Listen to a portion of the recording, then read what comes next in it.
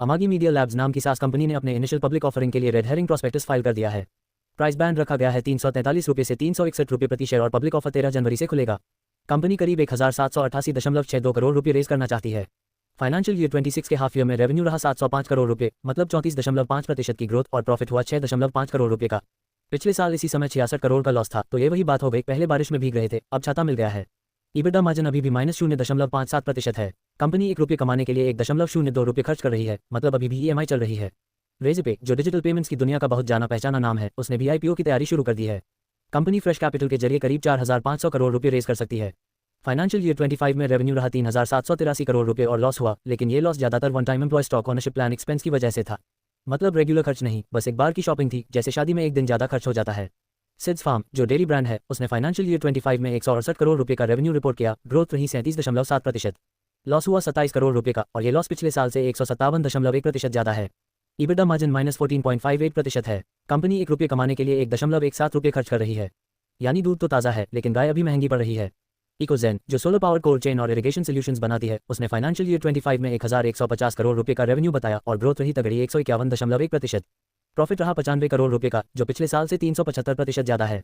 EBITDA margin 13.17% है और company ₹1 कमाने के लिए सिर्फ ₹0.90 खर्च कर रही है। मतलब बिजनेस वही है जो पेरेंट्स को पसंद आता है, कम खर्च ज़्यादा कमाए। मिनीपिक्स एक माइक्रो ड्रामा प्लेटफॉर्म है जिसने प्री सीड फंडिंग राउंड में 2.4 करोड़ रुपये रेज किए हैं। ये पैसा प्रोडक्ट मार्केट फिट मजबूत करने, कंटेंट क्रिएशन स्केल करने और टीम बनाने में यूज होगा।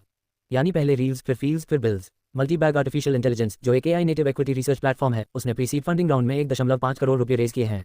पैसा टीम एक्सपेंशन और प्रोडक्ट डेवलपमेंट में लगेगा। कंपनी ने 10 लाख रुपये का ARR अचीव कर लिया है। मतलब अभी बच्चा है, लेकिन रिपोर्ट कार्ड अच्छी आ रही है। एंडन एक है के ब्रांड है जिसने सीरीज ए फंडिंग राउंड में $3 मिलियन रेज किए हैं। पोस्ट मनी वैल्यूएशन करीब 125 करोड़ रुपये है।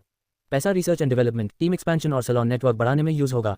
यानी बाल भी स्ट्रॉन्ग होंगे और बिजनेस भी। लाइक करे, शेयर करे, नीचे कमेंट करो और सब्सक्राइब करो। जल्दी से आगे बढ़ते हैं। एवर एक आर्टिफिशियल इंटेलिजेंस सर्विसेज स्टार्टअप है जिसने सीड फंडिंग राउंड में $4.6 मिलियन रेज किए हैं। कंपनी इस पैसे से इंडिया, यूनाइटेड स्टेट्स और मिडिल ईस्ट में अपनी प्रेजेंस बढ़ाएगी, अपने आर्टिफिशियल इंटेलिजेंस एक्सेलरेटर्स इंप्रूव करेगी और टीम एंड डिलीवरी कैपेबिलिटीज मजबूत करेगी।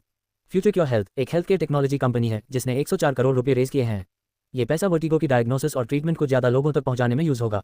मतलब अब चक्कर सिर्फ लाइफ में रहेंगे, सिर में नहीं। इवन हेल्थ केयर एक मैनेज केयर प्रोवाइडर है जिसने करीब $70 मिलियन वैल्यूएशन पर $20 मिलियन रेज किए हैं। ये पैसा बेंगलुरु में फुटप्रिंट बढ़ाने और मैनेज केयर हॉस्पिटल मॉडल को स्केल करने में लगेगा। फैबपैड एक मेंस्ट्रुअल हाइजीन ब्रांड है जिसने सीड फंडिंग राउंड में अनडिस्क्लोज्ड अमाउंट रेज किया है। ये पैसा डिस्ट्रीब्यूशन चैनल्स बढ़ाने, ब्रांड बिल्डिंग, कस्टमर एक्विजिशन और वर्किंग कैपिटल में यूज होगा। अमाउंट नहीं बताया, लेकिन इंटेंशन साफ है। नाइफिनटेक एक बैंकिंग इंफ्रास्ट्रक्चर स्टार्टअप है जिसने $23.6 मिलियन रेज किए हैं। पैसा प्रोडक्ट कैपेबिलिटीज मजबूत करने और एशिया पैसिफिक व गल्फ मार्केट्स में इंटरनेशनल एक्सपेंशन के लिए यूज होगा। मतलब नाइट अब सिर्फ घोड़े पर नहीं, ग्लोबल फ्लाइट में जाएगा। जो समझना मुश्किल हो वही बताना होगा। शोर बहुत है दुनिया में, सच को सिंपल बनाना होगा। कहते हैं सब कुछ फास्ट है, पर समझना आसान बनाना होगा।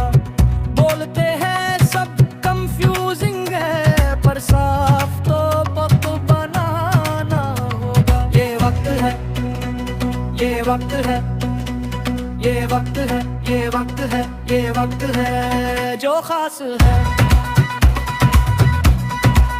जो खास है।